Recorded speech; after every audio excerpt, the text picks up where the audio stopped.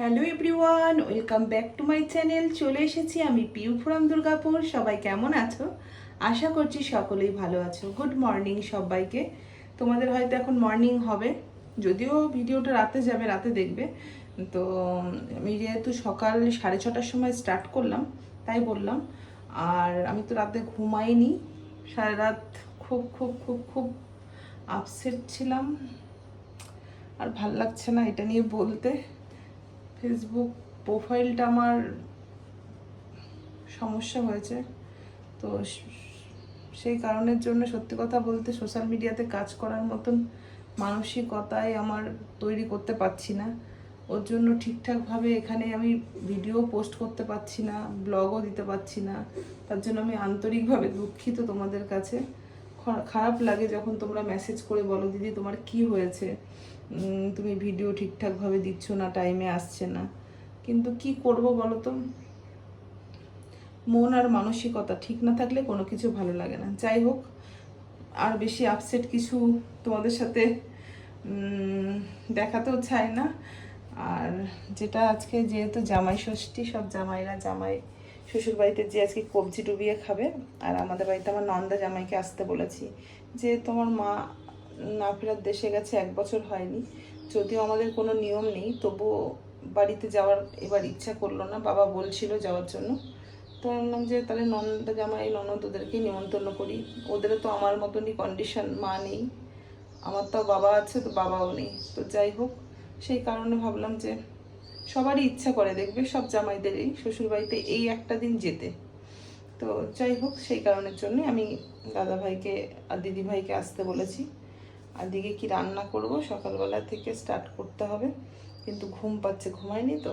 কিন্তু কাজ কমপ্লিট করে তারপরে দেখবো 2:30-3টের সময়। জামাই ষষ্ঠী বলে কথা, ভালো মন্দ না হলে কি জমে। মেনুতে আছে চিংড়ি মাছের মালাইকারি, সাথে হবে পোলাও, এদিকে কাতলা মাছ আর মাছের ডিমটা ভাজা হবে, সাথে 5 রকম ভাজা আর ডাল। আর এদিকে ডিমালা ইলিশ মাছের পাতুরি, সরি পাতুরি না, ভাপা। শেষ পাতে তো মিষ্টি, চাটনি, পাঁপড় সব কিছুই আছে। সরি, চাটনিটা আমি করতে ভুলেই গেছিলাম, করা হয়নি। যেহেতু মেনুতে অনেকগুলো পদ আছে, ঝটপট করে আমাকে কিন্তু রান্নাটা সারতে হবে। যদিও রাত জেগে অর্ধেক কাজ গুছিয়ে নিয়েছি, জানি এই কাজগুলো আমাকে একার হাতেই সামলাতে হবে। এখন কড়াই বসাবো আর ঝপাঝপ রান্না করব। তাই এদিকে প্রথমে গোবিন্দভোগ চালটাকে ভালো করে কচলে তার গায়ের সমস্ত সাদা দুধটাকে বের করে ফেলে দিলাম। তারপর জল ঝরিয়ে এটাকে ভালো করে একটু শুকনো করে গোবিন্দভোগ চালের জল ঝরিয়ে তারপরে কিন্তু এদিকে দেখো আমি সমস্ত কিছুকে মাখিয়ে একদম কড়াইতে দিয়ে দিয়েছি। আর এক পাশে বসিয়ে দিয়েছি ডাল সেদ্ধ করতে প্রেসারে। যদিও মুসুরির ডালটা আমি প্রেসারে সেদ্ধ করি না, কিন্তু আজকে তাড়াহুড়ার কারণে করতে বাধ্য। আজ মসুর ডালটা একটু অন্যরকম ভাবে বানাতে চাই, সেই কারণের জন্য আজকে মসুর ডালটার নাম হচ্ছে গন্ধরাজ লেবু ডাল। চলো, দিদি ভাইয়ের ছেলে আর আমার ছেলে সকালে টিফিন খায়নি, এনে শোনা। গুড মর্নিং বল। গুড মর্নিং সবাইকে। বলে বাবা, দাঁড়াবি। সব ব্যস্ত খেলাতে। ননাইকে দি, এই যে ননাই।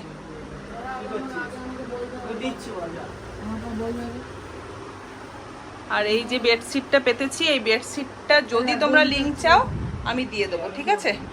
দেখো খুব সুন্দর কিন্তু।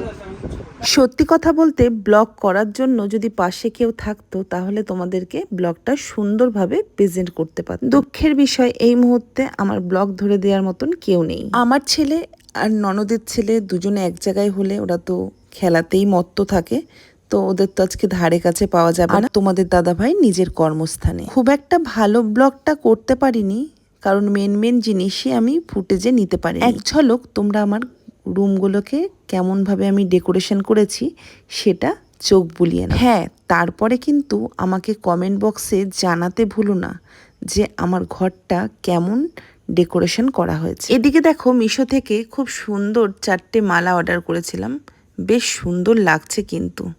আর রান্নাবান্না মোটামুটি অনেক কিছুই কমপ্লিট করে ফেলেছি, সেগুলো সব টেবিলে ঢাকা চাপা দিয়ে রেখে দিয়েছি। দাঁড়াও দাঁড়াও, এখনো শেষ হয়নি। এদিকে লাস্টের ঘরটা দেখো। লাস্টের ঘরের নতুন কি কি লাগছে বুঝতে পারছো বন্ধুরা? লাস্টের ঘরে হচ্ছে টাইলসটা নতুন বসিয়েছি, আর এদিকে বেসিংটাও নতুন বসিয়েছি, আর বেসিংয়ের সাথে ম্যাচিং করে এই মিরারটা লাগিয়েছি আর নিচের স্ট্যান্ডটা। তার সাথে দেখো ঘরটাকে সুন্দর করে ডেকোরেশন করার জন্য এই স্ট্যান্ডটা কিনেছি, শোপিসগুলো রাখবো বলে।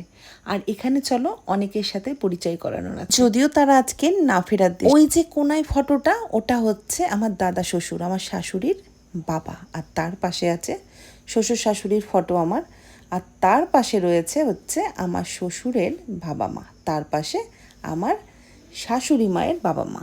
দেখো দেখো দেখো দেখো, কি দেখা দেখি করছো? এই যে আমার নতুন ওভেন, যেটার জন্য আমি অধীর অপেক্ষায় বসেছিলাম। আর এটাতে সত্যি এটা বহুদিন ধরে তুমি অপেক্ষা করছিলে, কারণ যবে থেকে এই গ্রেনাইট পাথরটা লাগিয়েছি তবে থেকেই সেই রিন্টুটা চলে গেল না ফেরার দেশে। দাদা বলেছিল তুমি একটা নিয়ে নাও, এরপরে আমরা অ্যাকোয়াগার্ডটা বাকি আছে। কালকেই জিজু বলছিল তোরা তো কিনে জল খাস, আমি জলটা খাই বলে অম্বলটা কম হয়, অ্যাকোয়াগার্ড একটা। ঠিক আছে, কেমন হয়েছে একটু বলবে, কিন্তু আলোটা এমন পড়ছে না, বোঝানো যাচ্ছে না, অন্ধকার অন্ধকার লাগছে। এই দেখো এরকম করে দেখাই তাহলে বুঝতে পারবে। মনে হচ্ছে কতক্ষণে জ্বালাবো, কিন্তু একটা জিনিস ভালো, অনলাইন থেকে নিয়েছি, খুব সুন্দর হয়েছে। আর লিঙ্ক তো অবশ্যই থাকবে দেয়া, কিন্তু প্রবলেমটা কি বলো তো, এর সাথে একটাখানি গ্যাস লাইট যদি ফ্রি দিত, গ্যাস লাইটারটা ভালো। গ্যাস লাইটটা কিনে নেবো। হ্যাঁ, এই দেখো 3টে উনানে বসাবো, ছাপ রান্না হয়ে যাবে। জামাই ষষ্ঠীর পুরো একদম ফাইনাল সবকিছু গোছানো হয়ে গেছে, এবার শুধু নন্দ জামাইকে বসানোর পালা। জানো তো 2-3টে ভিডিও শ্যুট নিয়েছিলাম শর্টসের, তাছাড়া খেতে বসার সময় কোনো ভিডিওই নেওয়া হয়নি। তার কারণ হচ্ছে আমার জামাই ষষ্ঠীতে নিমন্ত্রণ করা হয়েছে জামাই মেয়েকে, মেয়েই আসেনি। অ্যাকচুয়ালি দিদি ভাইয়ের খুব শরীর খারাপ ছিল। আর আমার নন্দ জামাইকে আমি কখনোই কিন্তু নন্দ জামাই বলি না, কারণ দাদা ভাই বলি। আসো দাদা ভাই, চলে আসো। বুঝতে পারছো না?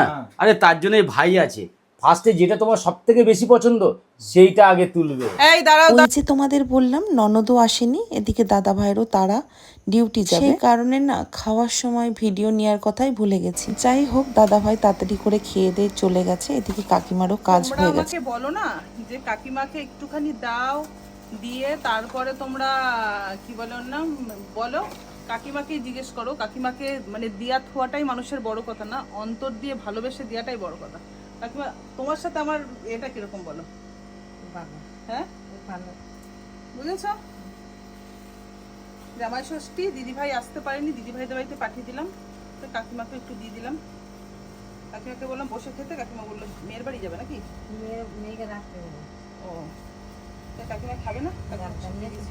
এর মধ্যে মাটন রয়েছে, চিংড়ি মাছের মালাইকারি আছে, দই আছে, ফলগুলো রয়েছে, পাঁপড় ঠাপড় রয়েছে সব। ও কাকিমা কোথায় গেলা? কোথায় গেলা তুমি? ও ব্যাগে করে নেবা। কাকিমা একটা ভালো জিনিস হয়েছে, কাকিমা আমার ঘরে সব ফেলানি জিনিসগুলো কাকিমা নিয়ে যায়। তোমরা বলো ফেলানি জিনিসগুলো কাকিমাকে দাও, এগুলো রেখে দিই, এখানে ডাস্টবিনের লোকরা নিয়ে যাবে বলে কাকিমা ঠিক গুছিয়ে নিয়ে চলে যায়। এগুলো হচ্ছে সঞ্চয়ী মানুষ, বুঝেছো? পুরোনো জিনিস হলে তো কি হলো, এখানেই হবে। মাটনটা না পড়ে যায়, দেখবে তো। আমি তো প্যাকিং এর ওগুলো দিয়ে দিয়েছি, না পড়ারই চান্স বেশি, বুঝেছো? ঠিক আছে, হ্যাঁ। আমাদের দাদা ভাই এখন বসেছে হচ্ছে সাদা ভাত নিয়ে, আর সব বাড়ি পুরো ফাঁকা, 2 ছেলে গেল দিদিভাই আর দিদিভাই শাশুড়ির খাবার নিয়ে। দিদিভাই শরীরটা ঠিক হয়নি বলে আসতে পারলো না, আর এখন আমরা বসেছি খেতে। আর এ দেখো আমি কি খাচ্ছি সেটাই কথা। একদম তাই, সেট করে ঘুরিয়ে দিলাম ক্যামেরা।